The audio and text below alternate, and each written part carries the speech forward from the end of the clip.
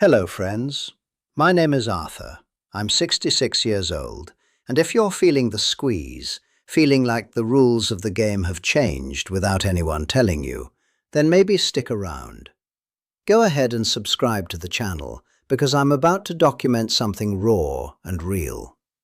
This is the story of how a man who did everything right found himself cornered and what he decided to do about it. Have you ever felt that the math of your own life just doesn't add up anymore? This house was once my fortress, the ultimate prize for a lifetime of hard work. 3 bedrooms, a yard I mowed for 30 years, a symbol of security. But now, in the quiet of the evening, it feels less like a fortress and more like a cage. A very polite, well-maintained cage, with property taxes that climb relentlessly every single year. I paid off the mortgage a decade ago, but I've never felt less like I own it. It feels like it owns me. They call these the golden years, a time for rest. That's a beautiful idea, but for millions of us, it's a lie. It's a slow-motion squeeze. My pension, the one I earned through decades of sweat, is a fixed number in a world where the cost of everything else is in a frantic race to the top. I've become a human calculator, constantly running the numbers, a low-grade panic simmering just below the surface. How are we supposed to survive this, let alone live? I walk through the grocery store, and it feels like a mockery. The price of a simple bag of coffee is what a full family dinner used to cost. I see young couples with their carts piled high, and I don't feel jealousy. It's a deep, systemic sorrow. They're just starting their journey, and they don't even realize the finish line has been moved impossibly far away. You feel like a ghost haunting the ruins of a life you were promised, but can no longer afford. The system isn't a person you can reason with. It has no face. It's the automated voice on the phone that puts you in an endless loop when you're trying to dispute a medical bill. It's the fine print on a contract that's designed to be unreadable. It's the news anchor cheerfully telling you that inflation is cooling while the price of your groceries has doubled. It's an invisible, suffocating force designed to make you feel small, powerless, and completely alone in your struggle. I served my country. I worked hard. I raised a family and paid my taxes on time, every single time. I believed in the promise that if you played by the rules, you'd be taken care of.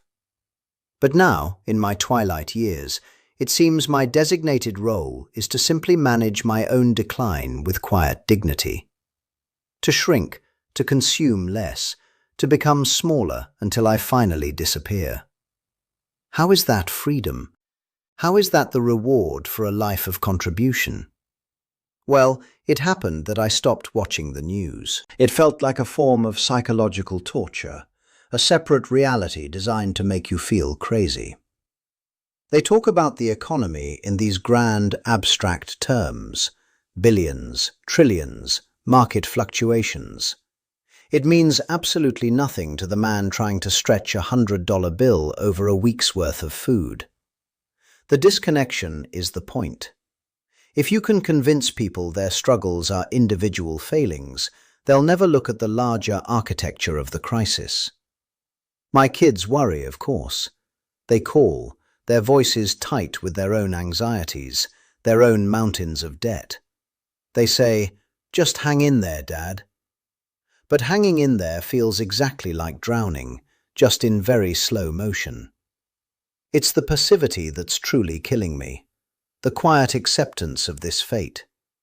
I watch them struggle, raising their own kids in this same broken system, and I see the cycle repeating, the squeeze tightening on another generation. It is a heartbreaking inheritance. The loneliness became a physical presence in the house, the silence deafening. It's not just about being alone, it's about feeling obsolete. When you're no longer a productive part of the economic machine, you become invisible to it. Your wisdom is irrelevant, your experience is outdated. You're just a line item in a budget, a demographic to be managed. The community I once knew, the barbecues, the block parties, that's all gone. Replaced by locked doors and the faint blue glow of screens. Then the furnace gave out. It was a dinosaur, rattling and wheezing, costing a fortune in gas. A simple repair wasn't an option. It needed a full replacement. I went to my bank, the same one I'd been with for 40 years, to ask for a small home improvement loan. I had all my paperwork, pension statements, proof that the house was paid for. I thought it would be a simple conversation, a formality between old partners in my financial life. I couldn't have been more wrong. The young man in the suit couldn't have been more than 25. He looked at my pension statements, typed into his computer, and shook his head with a rehearsed sympathy. "Your debt-to-income ratio is too high, sir." The word "sir" felt like a slap. I explained, my voice steady, that my income was fixed, but my debt was zero. "The house is paid for, I own it outright." He just shrugged. "I'm sorry," he said, turning his screen slightly. "It's the computer's decision." That was the moment the floor fell out from under me. The computer's decision.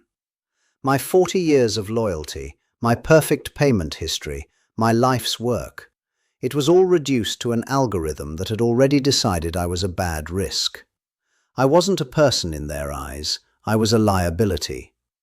A 66-year-old veteran with a fixed income who didn't fit their profitable model. I walked out of that bank not with rage, but with a terrifying and absolute clarity. I was completely, utterly on my own. The system I had paid into my whole life, the one I had trusted to be a safety net, would not be there for me when I stumbled. It wasn't designed for safety.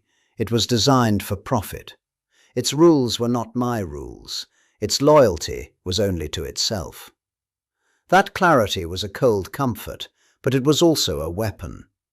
The illusion of a partnership was shattered forever, and I was finally seeing the board for what it was.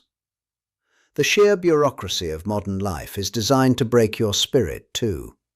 I once thought about building a small apartment over my garage, renting it out for a little extra income. A friend is a carpenter. We could have done it ourselves, kept the costs down. So I went to the town hall to ask about it. The book of codes and regulations they handed me was 3 inches thick. Setbacks, easements, occupancy permits, environmental impact studies. It was impossible by design. It would have cost $10,000 in fees and permits just to get permission to start building. It was a clear message. This town, my town, did not want small-scale solutions. It did not want citizens improving their own lots. It wanted large developers building cookie-cutter houses that would generate maximum tax revenue. It was another closed door, another path to self-sufficiency that was intentionally blocked by the very system meant to serve you. How is that not a form of oppression? This isn't about one bad bank or one restrictive town. It's the whole architecture. It's the 1,000 tiny cuts that are designed to bleed you dry over time. The property taxes that go up 10% every single year, regardless of your ability to pay. They say it's for schools, for roads. But the roads have potholes, and the schools are struggling. The money just disappears into the great, grinding, impersonal machine. You're not a citizen anymore. You're a revenue source. I started having trouble sleeping. I'd lie awake at night, my heart pounding, doing the math. The catastrophic math. What if I get really sick? What if the roof finally gives out? One major, unexpected expense was all it would take to wipe me out completely.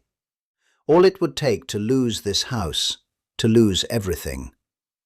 The security I thought I had spent a lifetime building was a house of cards, and the wind was picking up every single day. A profound sense of shame started to creep in, and I couldn't figure out why. I had done everything I was supposed to do. I worked hard, I saved, I was frugal.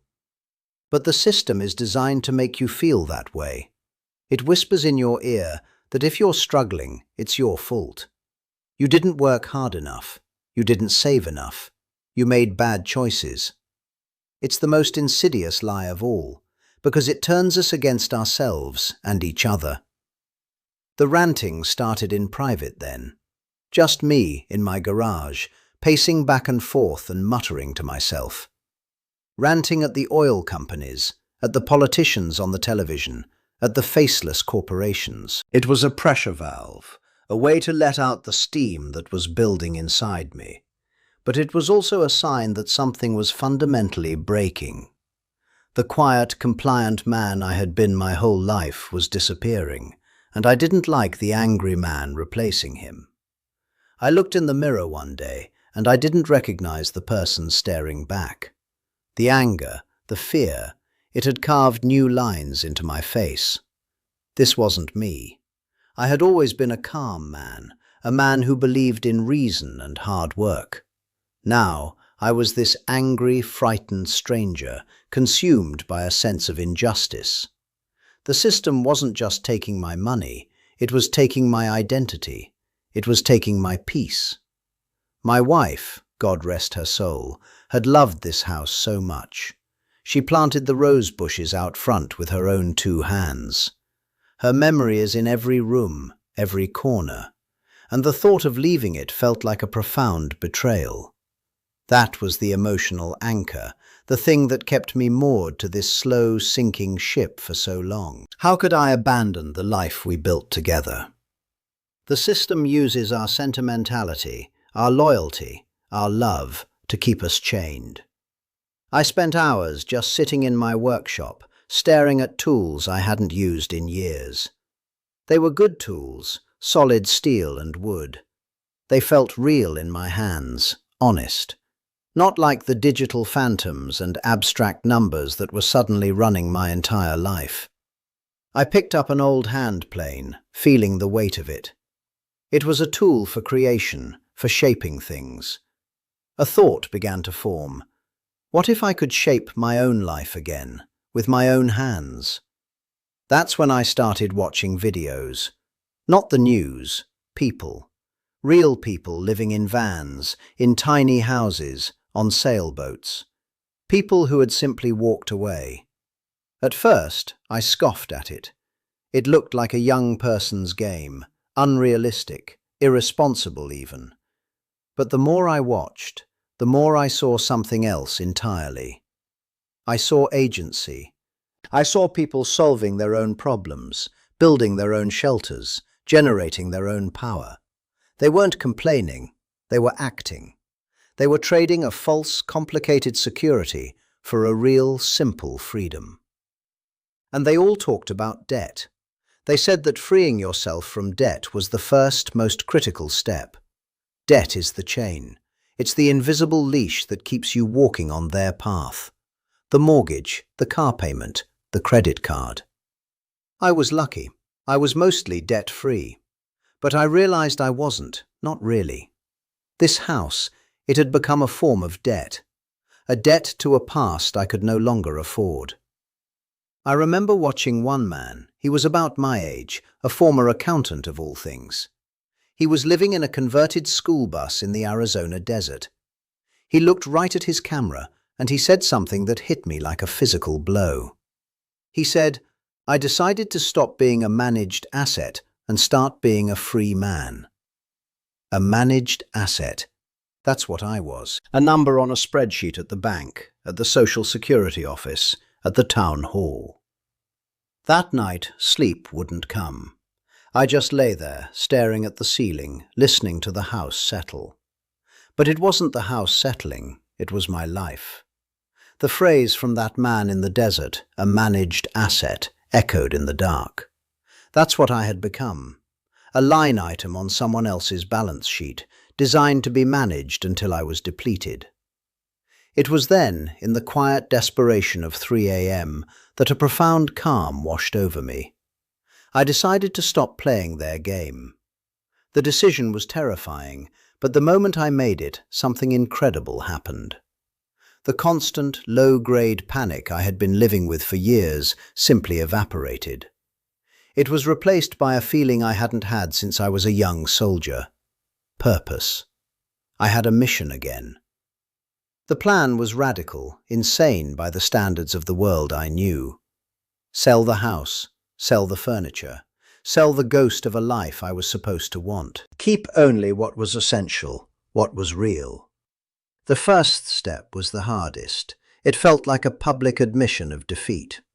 I hammered the for sale sign into the front lawn myself, my hands shaking slightly. I could feel my neighbours' eyes peeking through their curtains, imagining the whispers. Poor Arthur, he couldn't manage. But a wave of defiance washed over me. Let them whisper. They were still trapped in their polite cages, measuring their lives in square footage. This sign wasn't a symbol of failure. It was a declaration of my escape. Then came the Great Purge. The process of downsizing 30 years of accumulated stuff was a brutal but cleansing fire.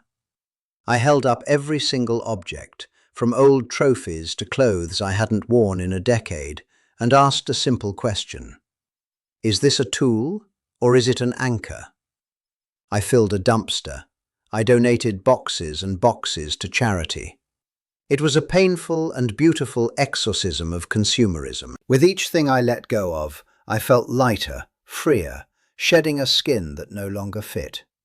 Of course, my kids thought I'd finally lost my mind. They flew in for a weekend, their faces a mask of worried love. "Dad, what are you doing? This is your home. Where will you go?" I tried to explain the feeling of being squeezed, the quiet desperation, the desire for autonomy. They looked at me with a mixture of love and pity. They didn't get it. They are still plugged into the matrix, still believing that success is a bigger house. Their concern only solidified my resolve.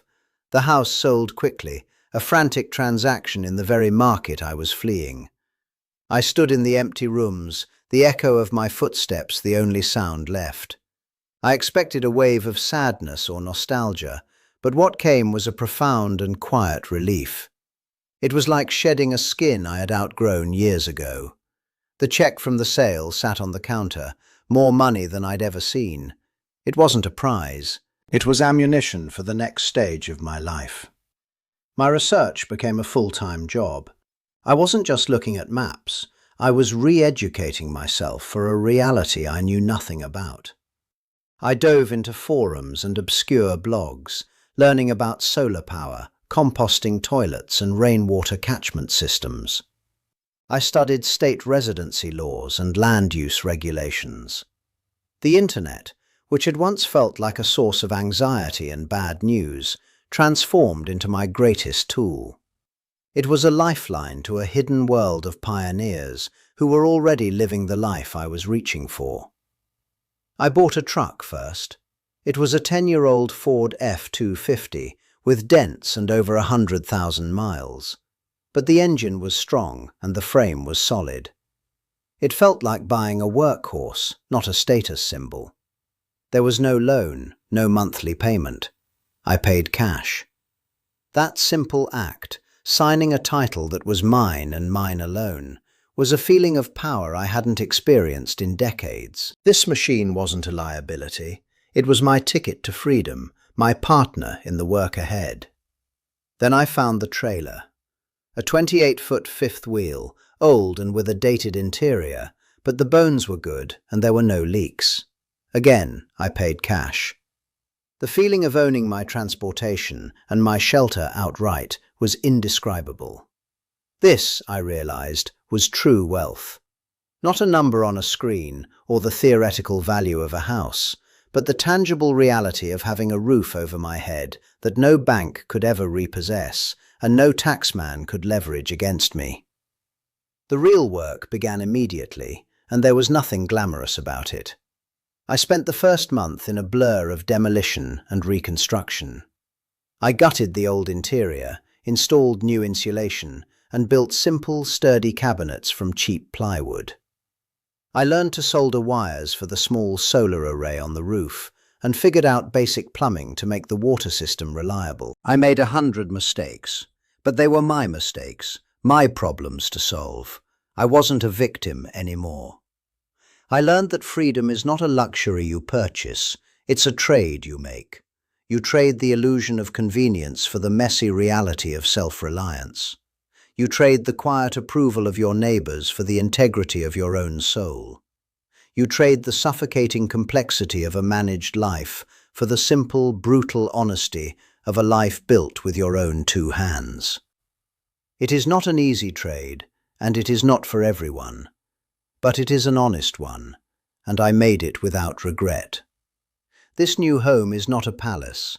It's a 28-foot box on wheels, but it is entirely mine. My monthly expenses are now a fraction of what they once were, covering just food, fuel, and insurance. My fixed pension, which was once a pittance that couldn't cover property taxes, is now more than enough to live with dignity. The economic squeeze is gone, because I chose to step outside of the game and create my own, smaller, more resilient economy. I have broken their system. With the trailer finally ready, I hitched it to the truck, took one last look at the town that was no longer my home, and drove away without looking back. The first leg of the journey wasn't about destination, it was about motion. It was about proving to myself that I had actually done it.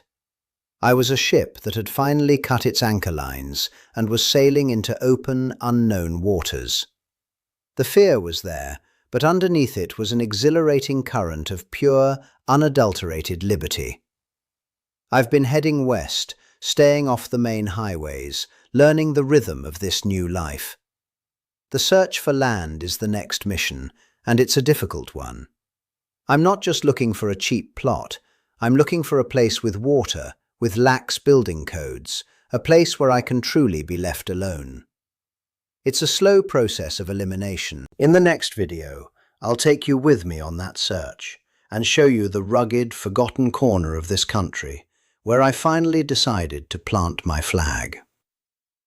Well, the day finally came. I had a deed in my glove box for a piece of land I'd only ever seen in blurry satellite photos. The final 5 miles were on a rutted dirt road that shook the truck until my teeth rattled. With every bump, a little voice of doubt whispered, "What have you done, old man?" Then the trees opened up, and there it was. An overgrown meadow sloping down to a creek. I pulled the truck to a stop, turned the key, and the silence that followed was deafening. I opened the truck door, and the air that hit me was crisp and clean, smelling of pine and damp earth. I swung my legs out and stood up, feeling my boots sink just slightly into the soft ground. This was it. For the first time, I was standing on something that was truly mine. Not mortgaged, not taxed to the breaking point, but mine. A piece of this earth that I was responsible for, and that was responsible to no one else. The feeling was indescribable. A quiet power. I walked to the middle of the meadow and just stood there for a long time, the wind tugging at my jacket. There were no neighbors to watch, no homeowners association rules to break. A hawk circled high overhead. It was in that moment I realized the constant knot of anxiety in my stomach, a companion for so many years, was simply gone. It wasn't replaced by wild joy or excitement, but by a stillness I hadn't felt since I was a boy. The feeling of being home. All those months on the road, every struggle, every setback, a blown tire in the middle of nowhere, a night spent weathering a thunderstorm that shook the trailer like a toy. It all made sense now. Those weren't moments of defeat. They were lessons. They were the price of admission. The system I had fled was designed to make you fear failure. But out here, failure is just another word for learning. I had traded the fear of losing what I had for the freedom to build something new. So what is the lesson in all of this? It's that the security they sell us is a cage made of numbers, a house of cards built on debt and anxiety. I thought owning my home meant I was safe, but I was just a caretaker for an asset the system could reclaim at any time. True security isn't a number in a bank account. It's the knowledge in your head and the skill in your hands. It's knowing how to fix what's broken and feed yourself. I'm not an outcast anymore. I've found a new tribe. It's not defined by a zip code, but by a shared understanding. On the road, I've met others who chose to unplug, and we help each other without question. We trade skills, share information, and watch out for one another, because we know we are all in this together. This is a real community, built not on property values or social status, but on mutual respect and the unbreakable bond of shared struggle. I'm not telling you to sell your house and run for the hills. Your path is not my path. But I am asking you to question the script they've handed you. Start small. Reclaim one small piece of your own independence. Grow a tomato plant on your balcony. Learn to fix a leaky faucet yourself instead of calling a stranger. Every skill you relearn is a vote for your own freedom, a revolutionary act that makes their system just a little less relevant in your life. The system's greatest weapon is the illusion that you are alone in your struggle. They want you to suffer in silence, ashamed, believing it's your own personal failure. This is the great lie. Break the silence. Talk to your friends, your family, your neighbors, and come here to the comments. Share your story, your fight. We need to create a record of our own, a testament to the fact that we are many and we are paying attention to the squeeze. This is not about running away from the world. It's about building a new one on the foundations of the old. We have the knowledge, we have the tools, we have each other. We can create networks of real community and mutual aid, where a person's value is measured by their character, not their income. The old structures are failing, but that's not an ending. It is an invitation to build something honest, something resilient, something real. Until next time, folks, let's rise together.